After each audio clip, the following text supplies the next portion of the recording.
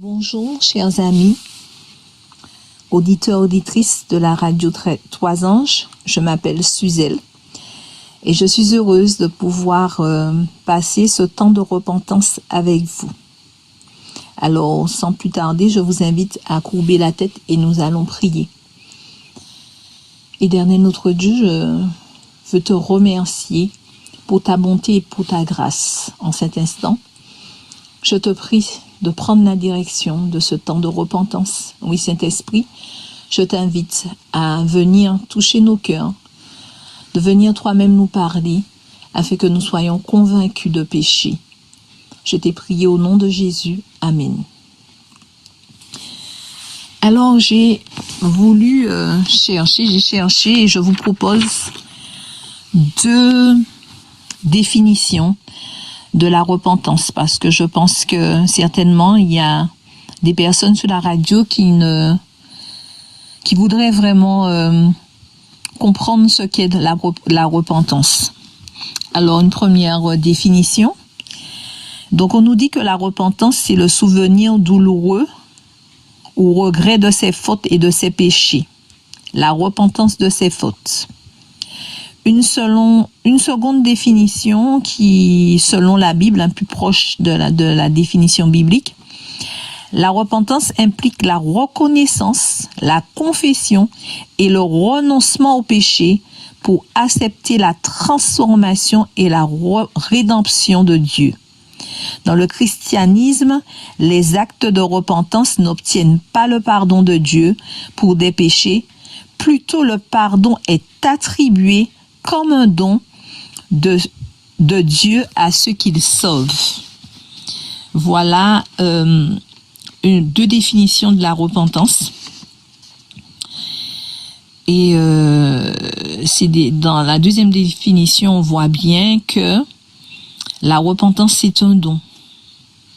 C'est un don, c'est Dieu qui donne la repentance. Je voudrais vous raconter une expérience que j'ai vécue. Il y a de cela peu de jours, peu de temps. Donc, il y a quelque temps, je me suis laissée, je vais dire, j'ai même pas compris ce qui s'est passé vraiment, c'est après. Donc, je me suis laissée entraîner dans,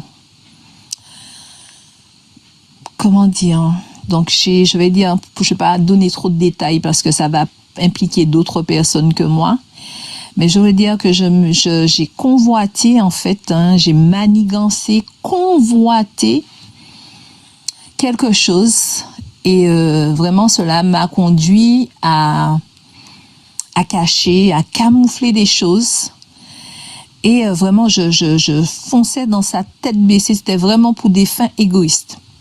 Et je fonçais dans ça vraiment tête baissée.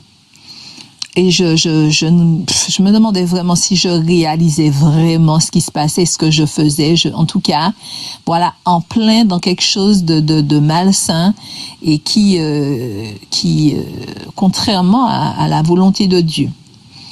Et vraiment, je peux dire que Dieu est vraiment bon. Il est merveilleux parce que il a tout arrêté, en fait. Dieu a tout arrêté. Le Saint-Esprit est venu à mon secours. Et il a tout arrêté puisque je ne suis pas allée jusqu'au bout. Je suis pas allée jusqu'au bout. Et je me suis vue, parce qu'au départ, c'était précis dans ma tête. Voilà, je vais faire ça comme ça, comme ça, comme ça. Et finalement, les choses se sont passées autrement. Le Saint-Esprit est venu et m'a ouvert les yeux, en fait, et sur ce que j'étais en train de faire. Et je peux vraiment vous dire que quand ça s'est produit, quand le Saint-Esprit m'a ouvert les yeux et que j'ai réalisé ce que j'avais commencé à faire, j'avais jamais vécu ça. J'avais jamais encore vécu ça. La douleur, mais une terrible douleur d'avoir fait de la peine à Dieu. Une douleur. J'étais tourmentée, j'étais malheureuse, j'avais très mal de ce que j'avais fait. Et ça a duré vraiment un jour entier. même qu'au point où je n'ai même pas bien dormi, j'ai pas bien dormi, je repensais à cela, ça me tourmentait et j'étais vraiment triste. C'était au départ une honte, mais vraiment mêlée de la tristesse et beaucoup de peine.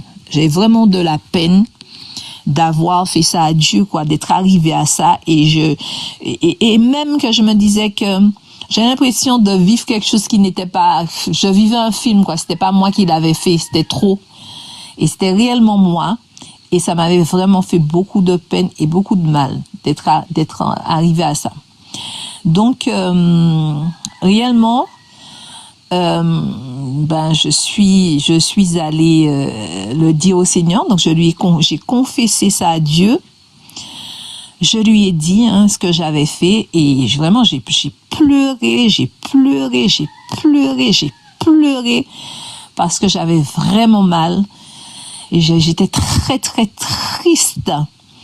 Et là, je suis restée devant le Seigneur comme ça, avec cette peine, avec cette tristesse. Et vraiment, je vous dis, j'avais vraiment mal. Et il a vraiment fallu que le Seigneur me donne sa paix et que je puisse accepter la paix, accepter le pardon, accepter la grâce pour me sentir bien. Il fallait vraiment que je passe du temps, que je reste là, que je lui parle, et que pour que enfin que la paix de Dieu rentre en moi, rentre dans mon cœur et que je sorte là en paix avec l'assurance que Dieu m'avait pardonné. Et puis, une chose, c'est la première fois, je pense, que j'ai vu la noirceur du péché.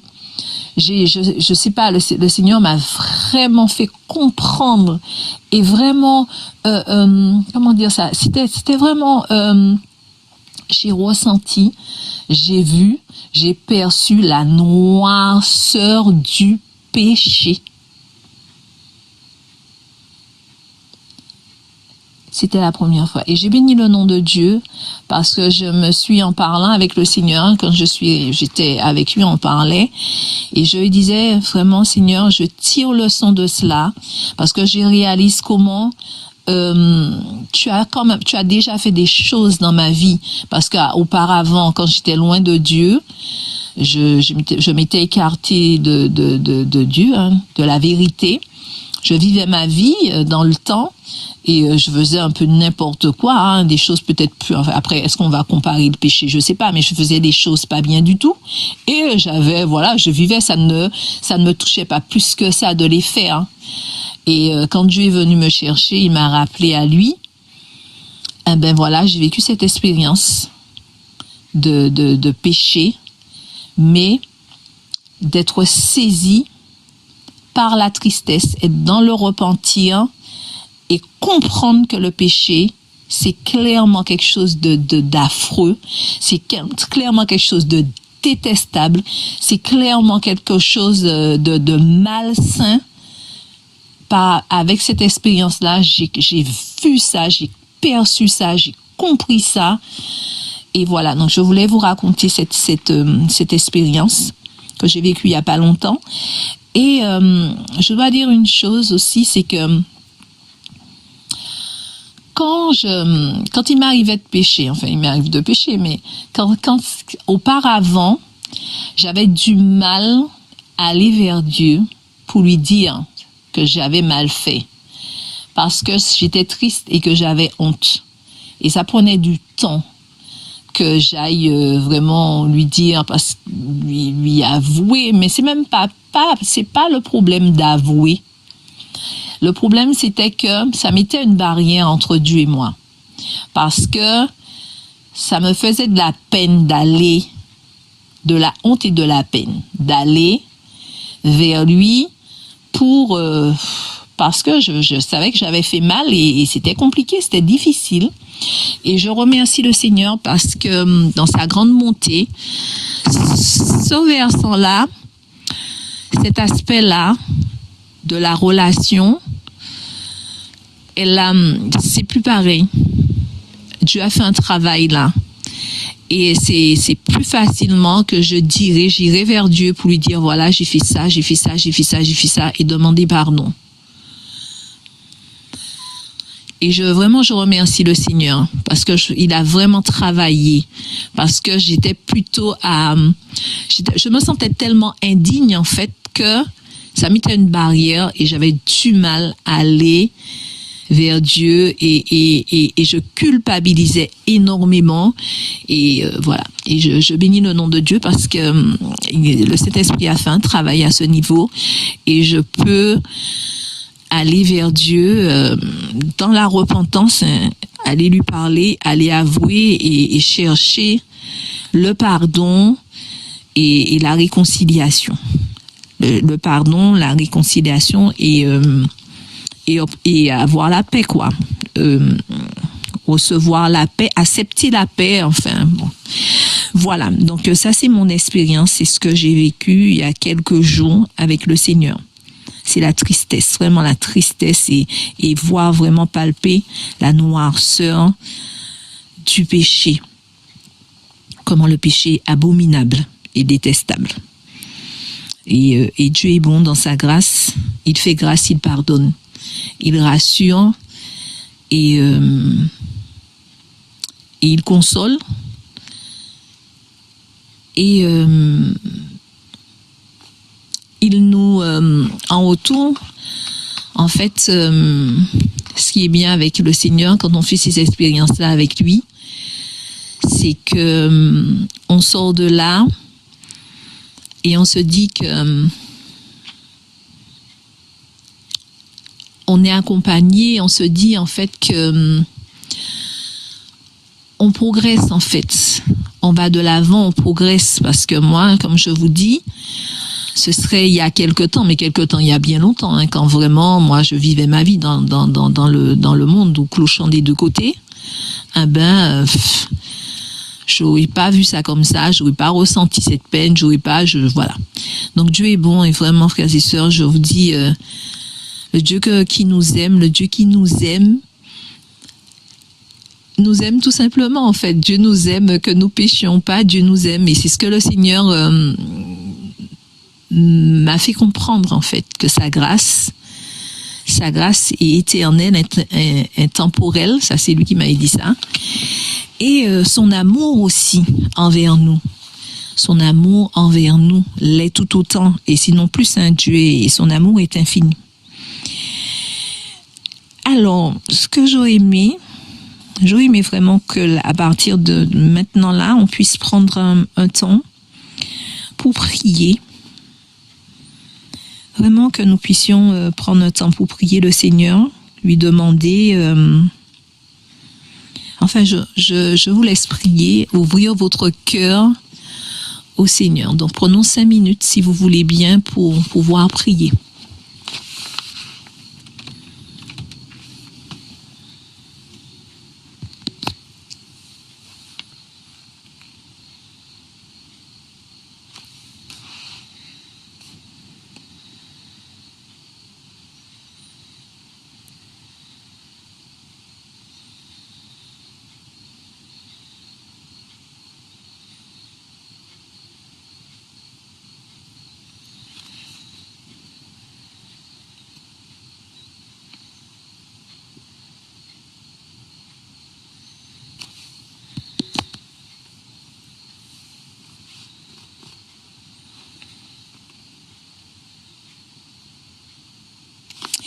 Amen. Alors, dans 2 Samuel 11 plutôt, on nous raconte l'histoire du roi David. Le roi David va convoiter la femme d'Uri, et ce qui va conduire David à commettre l'adultère et le meurtre. Et Dieu, dans sa bonté, dans son immense amour pour David, qui est son enfant, il va envoyer le prophète Nathan vers David pour que David puisse prendre conscience de ses péchés. Alors je vous invite à lire 2 Samuel 12 à partir du verset 1er. 2 Samuel 12, versets 1 à 13. Alors je lis. L'Éternel envoya Nathan vers David, et Nathan vint à lui et lui dit, il y avait dans une ville 2 hommes, l'un riche et l'autre pauvre. Le riche avait des brebis et des bœufs en très grand nombre. Le pauvre n'avait rien du tout.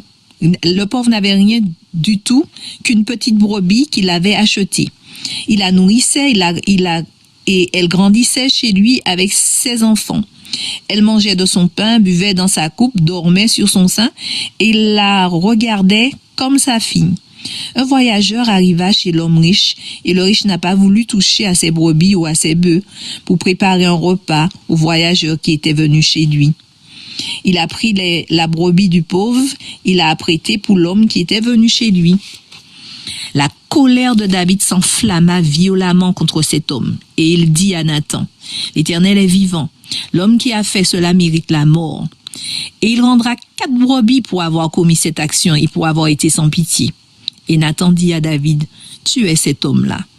Ainsi parle l'Éternel, le Dieu d'Israël, je t'ai oint pour roi sur Israël, et je t'ai délivré de la main de Saül. Je t'ai mis en possession de la maison de ton maître, j'ai placé dans ton sein les femmes de ton maître, et je t'ai donné la maison d'Israël et de Juda. Et si cela eût été peu, j'y aurais encore ajouté. Pourquoi donc as-tu méprisé la parole de l'Éternel en faisant ce qui est mal à ses yeux? Tu as frappé de l'épée Uri le Hétien, tu as pris sa femme pour en faire ta femme, et lui tu l'as tué par l'épée des fils d'Ammon. Maintenant l'épée ne s'éloignera jamais de ta maison parce que tu m'as méprisé et parce que tu as pris la femme d'Uri le Hétien pour en faire ta femme. Ainsi parle l'Éternel, voici, je vais faire sortir de ta maison le malheur contre toi, et je vais prendre sous tes yeux tes propres femmes pour les donner à un autre qui couchera avec elles à la vue de ce soleil. Car tu as agi en secret, et moi je ferai cela en présence de tout Israël et à la face du soleil. David dit à Nathan, j'ai péché contre l'Éternel. Et Nathan dit à David, l'Éternel pardonne ton péché, tu ne mourras point. Alors là, vraiment nous voyons là l'expérience de David face à tout le déroulement de ce qui s'est passé, de son péché, comment il a été aveuglé complètement et tout ce qu'il a fait. Donc suite à cela, David a écrit le psaume 51 que je vous invite à lire avec moi. Psaume 51.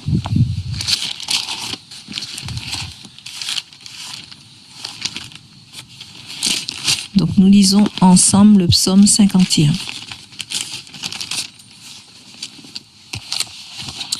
Alors, au chef des chantres, psaume de David. Lorsque Nathan le prophète vint à lui, après que David fut allé vers Bathsheba. Ô Dieu, aie pitié de moi dans ta bonté, selon ta grande miséricorde. Efface mes transgressions. Lave-moi complètement de mon iniquité et purifie-moi de mon péché. Car je reconnais mes transgressions et mon péché est constamment devant moi. J'ai péché contre toi seul et j'ai fait ce qui est mal à tes yeux, en sorte que tu seras juste dans ta sentence, sans reproche dans ton jugement.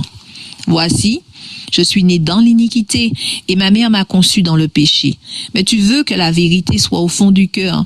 Fais donc pénétrer la sagesse au-dedans de moi. Purifie-moi avec l'hysope et je serai pur. Lave-moi et je serai plus blanc que la neige.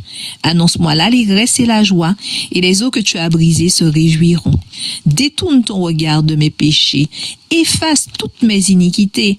Ô Dieu, crée en moi un cœur pur. Renouvelle en moi un esprit bien disposé. Ne me rejette pas loin de ta face. Ne me retire pas ton Esprit Saint. Rends-moi la joie de ton salut et qu'un esprit de bonne volonté me soutienne. J'enseignerai tes voies à ceux qui les transgressent et les pécheurs reviendront à toi.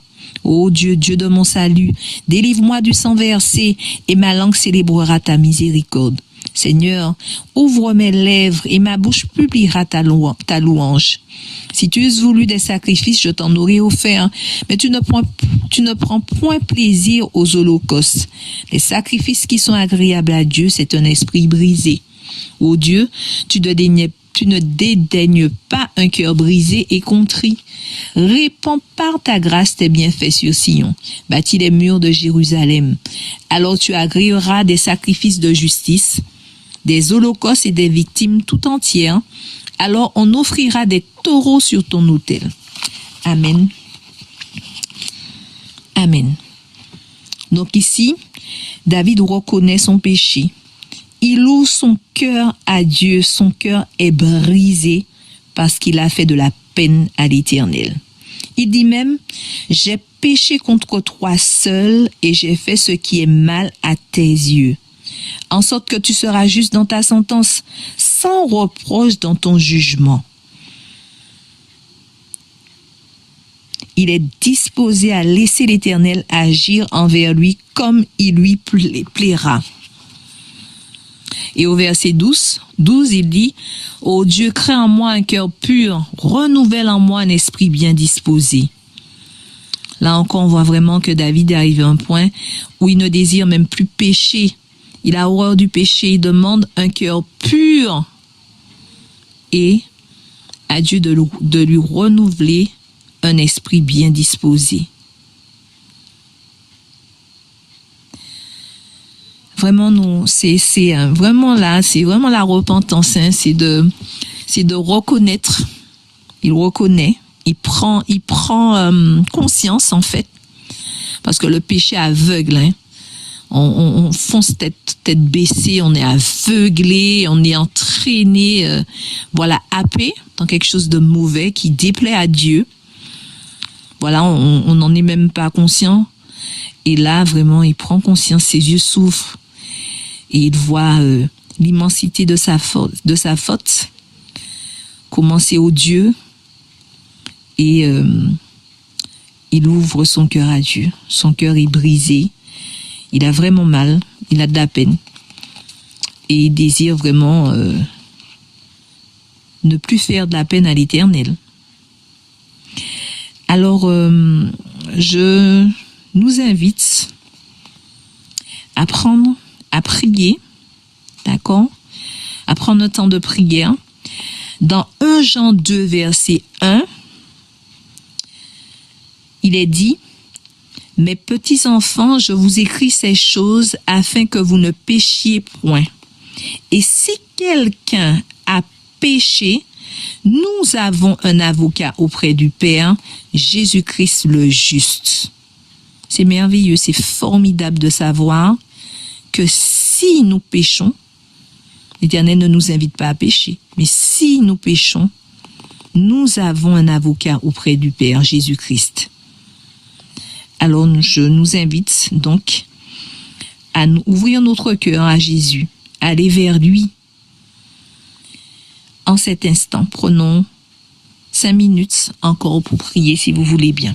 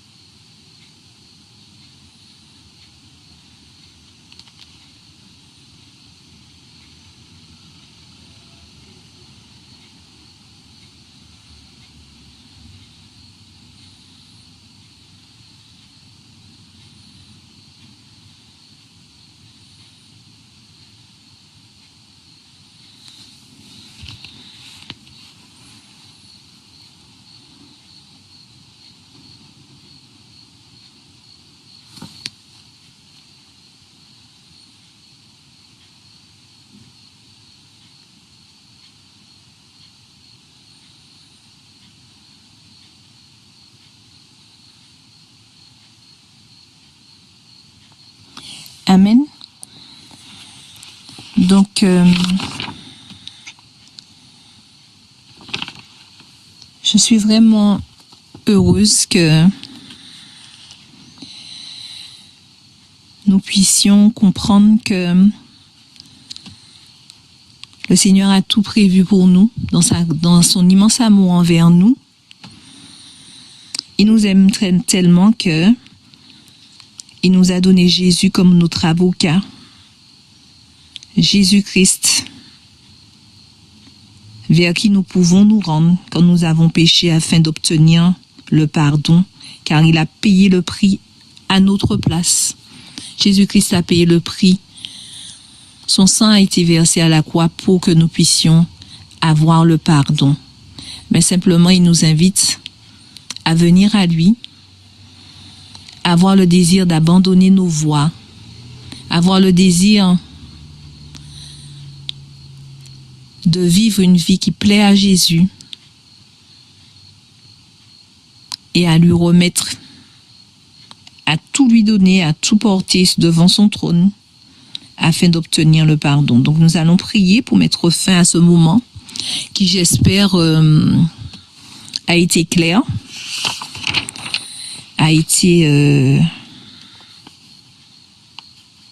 vous a permis de comprendre vraiment ce qu'est la repentance, et j'espère vraiment que le Seigneur, j'espère vraiment que vous allez ouvrir votre cœur afin que le Seigneur puisse faire son œuvre en vous, son œuvre de repentance, parce que c'est lui qui le fait, c'est lui qui nous convainc. Alors je vous invite à courber la tête et à prier pour clore ce moment. Éternel, notre Dieu, notre Père, nous voulons vraiment te remercier de nous avoir donné Jésus, d'avoir sacrifié Jésus-Christ sur la croix pour nous, pour le pardon de nos fautes. Seigneur Jésus, nous te remercions pour ton sang qui a coulé sur la croix. Ton sang par lequel nous pouvons avoir le pardon. Et je prie vraiment, Seigneur, que chacun de nous puissions faire cette expérience de repentance, cette expérience avec toi. Que tu puisses, Saint-Esprit, briser nos cœurs, que tu puisses nous convaincre de péché, de justice et de jugement, et que nous puissions venir vers Jésus pour obtenir le pardon de nos fautes et de nos péchés. Que tu puisses bénir, Seigneur, chacun d'entre nous, chaque auditeur, chaque auditrice de cette radio, ainsi que les intervenants, et que ta grâce repose sur chacun d'entre nous. C'est là ma prière au nom de Jésus. Amen.